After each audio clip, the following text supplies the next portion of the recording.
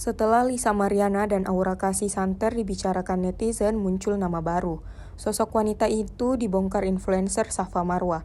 Safa baru-baru ini juga ikut terseret sebagai wanita yang disebut selingkuhan Ridwan Kamil. Namun kini Safa justru menyebut sosok baru berinisial A. Dalam sebuah tayangan YouTube Entertainment, Safa mengatakan wanita A adalah seorang selebgram sekaligus mantan model majalah Dewasa dan pernah menjalin hubungan istimewa dengan Ridwan Kamil di masa lalu. Pengakuan Safa tersebut diungkap setelah dirinya bertemu dengan wanita A itu dalam pertemuan.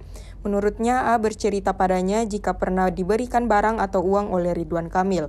Safa juga menambahkan bahwa A merasa tidak dirugikan dalam hubungan tersebut, sehingga tidak memiliki dorongan untuk melakukan tuntutan publik. Apalagi A sudah bersuami. Alasan A bercerita, kata Safa, tanpa motif tersembunyi.